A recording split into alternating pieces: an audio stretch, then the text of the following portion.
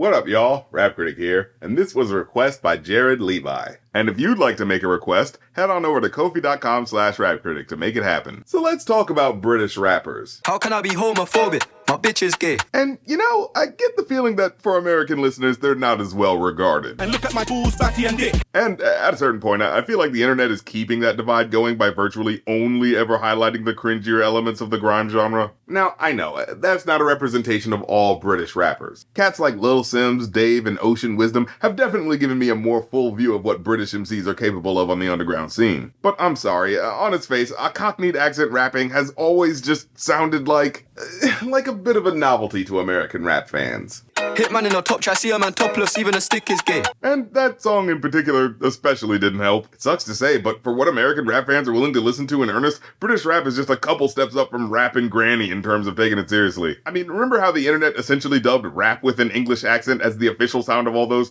ironically hardcore kids cartoon rap song videos you probably used to see more of a couple years ago, before AI took over? Honestly, I think probably rapping in another language might be the better option, because, hey, a lot of Korean rap has crossed over with BTS and that Itji Ma song a couple of years ago. But since most people don't even know what they're saying, the songs are easier to digest because you can just ignore the words. But you can't do that when they're speaking English, and especially when they're doing it in a wacky accent you're not used to. Alarmed, distressed, LOL, I'm scared, harassment. Look, I'm just saying, there's a reason Iggy Azalea never rapped in her Australian accent. Because as soon as people would have heard what sounds like a foreigner, she'd be tossed into the outsider bin of rap music. And sure, she definitely got the boot pretty soon after everyone found out she was white, but she wouldn't have even gotten a foot in the door if she came out sounding like Crocodile Dundee's niece. So when it comes to Brits rapping, I think the American side of the pond just likes rap that feels cool and dangerous, and Americans just can't shake the fact that that accent makes us think of tea and crumpets and spotted dick, and not hardcore edginess. And sure, intellectually you might know that a Cockneyed accent signifies being of a lower economic class, but to the average American nigga's ears, any British hip-hop song might as well be rapped by a stuffy old English professor. I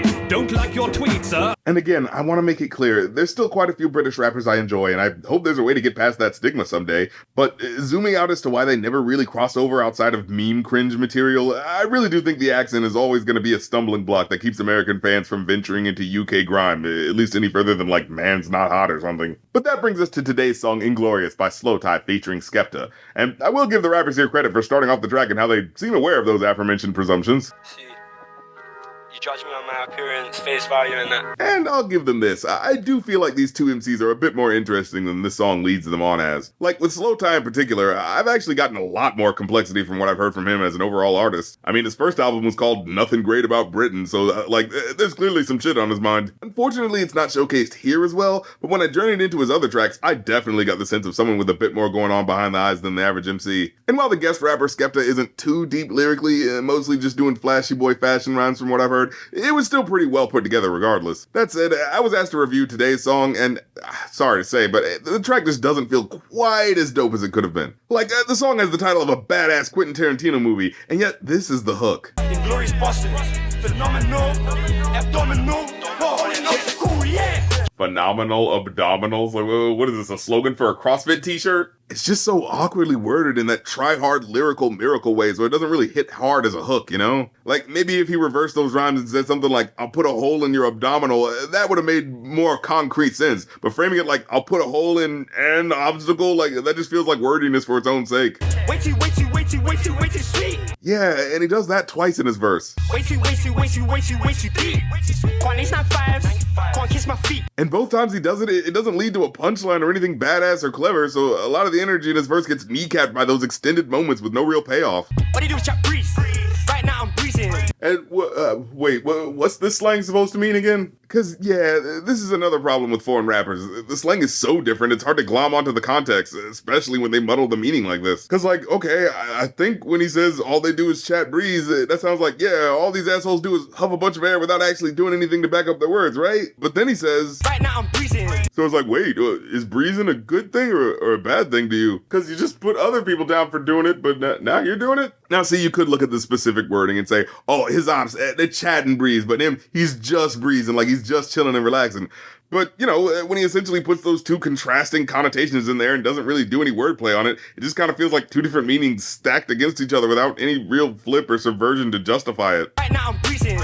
Train spotting, I got babies on my ceiling. And, have you guys seen the movie Train Spotting? Yeah, he's referencing a scene where the characters in the movie have been getting so whacked out on drugs they accidentally kill a baby and end up having high-definition guilt trip hallucinations about it. So for the previous line to be him saying, yeah, man, I'm breathing, just kicking back and chilling, only for the next line to be about having drug-induced dead baby hallucinations? Yeah, that doesn't sound like you're chilling at all. And that's before he awkwardly ends the verse like this. To the life, when of course you're a tourist, only go with the purest. Ace Ventura. Like what?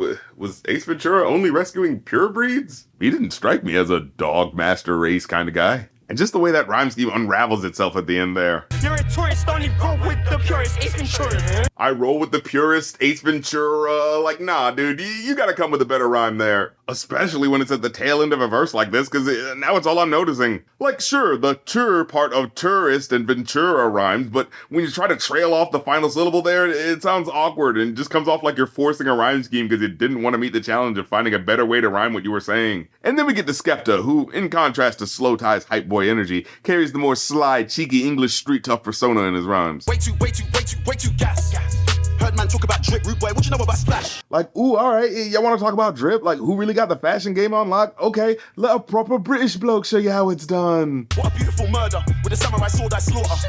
And then flipping the fashion wordplay about water into then being about the splash of blood from a slashing samurai sword? Like, come on, that's fucking cool. I'm directing movies like Gaspar, I drive the Wraith like it's NASCAR. Look, you can't tell me homeboy's not getting in his lyrical bag right now. I love the look on their faces when they look in the whip and it's a black star, that's for all the jokes about the jam jar. Yeah, wait, what's that about a jam jar? Because I get that he's talking about the racial prejudice in the UK that makes white people double taking a black man having money, but what does a jam jar have to do with anything? Okay, so apparently jam jar is wordplay that's referencing a literal jam jar and a reference to cars. Because according to how the Cockney slang developed, cars get stuck in jams and jams are stuck in jars, so that's the first layer. But then also, jam is often dark, and apparently there's a famous British marmalade company called Robertson's that has a clearly Samboified caricature on it, so Skepta's likely had to deal with his share of insensitive cracks about that as a kid. Wow, well, aren't we learning a lot about England's specific brand of racism? But yeah, if you're not British, that's gonna fly completely over your head in terms of meaning. What you mean? What do you mean? What do you mean? Don't act like British slang isn't hard to understand sometimes. That said, so is American black slang a lot of times. Like, we got completely different slanguages between the East Coast, West Coast, and the South alone, and that's before we get into the really regional shit. You know about holy water? Holy water? Wait, was this Christian UK rap this whole time? I stood at the altar, fuck a tab. Oh, okay, it's a reference to LSD. Well, shit, that's just me not knowing much about heavy drug culture, so, hey, called my square ass out, I guess. Although in the UK, I be hearing y'all be having, like, intense parties, man, like fucking bowls full of pills and eating them like candy and shit. I remember hearing that shit, so y'all be a little wackadoo over there. I do a whole sheet to myself, by myself, now these big problems just looking much smaller. And apparently this shit is so potent, it's giving him the kind of psychedelic revelations that make the emotional weight of his daily problems shrink in relation to the unraveling of the bigger cosmic emotional picture on some psychological Alice in Wonderland type shit. Like if I come down, I'm not sure. Yeah, me neither. She said that I should take my shades off, I was like, what for? You know, honestly, she's probably just checking to see if you're still conscious. Hey, buddy, you're not seeing babies on the ceiling again, are you? Overall, I gotta give the song a 3.5 out of 5. That second verse has too many dope flowing ass bars for me to call it average, but the underwhelming feel of the first verse and the underbaked hook just feels like it's almost getting me on board, but there's just not quite enough steam to really pull me whole hog into that hype boy energy. Well, that's the episode. Leave a like if you like because it helps, comment if you have something to say because it helps even more, and hit the subscribe button because that's what helps the most. And if you want to make requests, of course, that's ko-fi.com/rapcritic and patreon.com/rapcritic to get all my content early and access to the Patreon Discord. So check out all that fun stuff, and I'll catch you next time. Peace.